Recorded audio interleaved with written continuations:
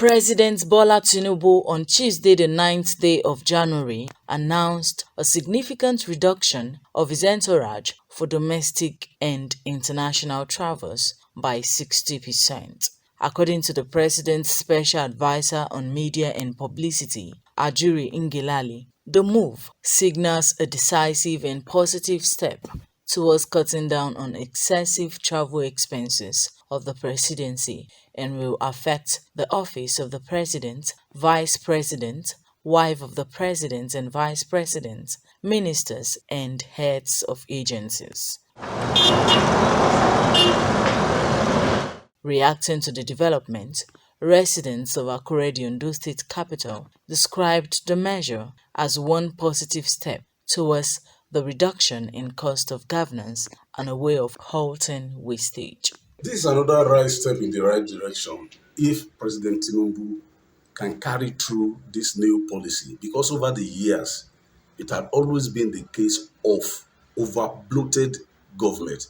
It has always been the case of excessive spending to maintain huge retinue of government officials wherever they are going. And this is why people believe that government in Nigeria is one of the costliest to run in the world because of excessive personnel cost. So a situation where you see people going on maybe going for seminars or going on any assignment of government, and you see them going in their huge number, it's an embarrassment even to the government, especially federal government. Not to talk about the financial implication of that, which takes its toll on the national economy.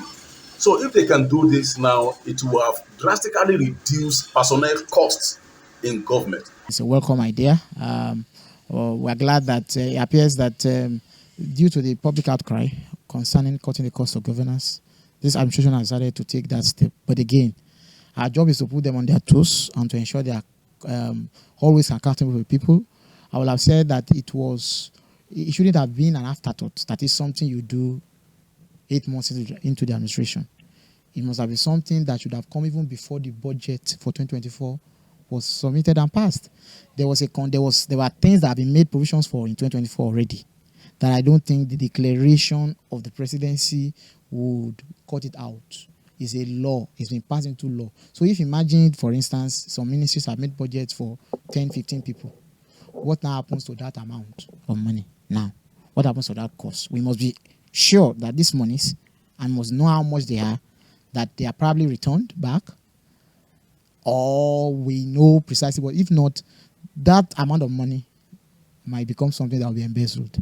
But it's a welcome idea to cut, and we hope that after the declaration, we see it in practicality. They tasked the president on further measures and policies to trim wastage in the public sector.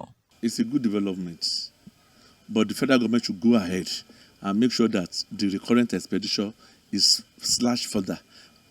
How do they do it? The number of ministers are too more. They have too many ministers, 52. What are they doing with it? Are you getting it? We need just 36 with the others. So it will reduce the number of ministers, and it will be a sizable number.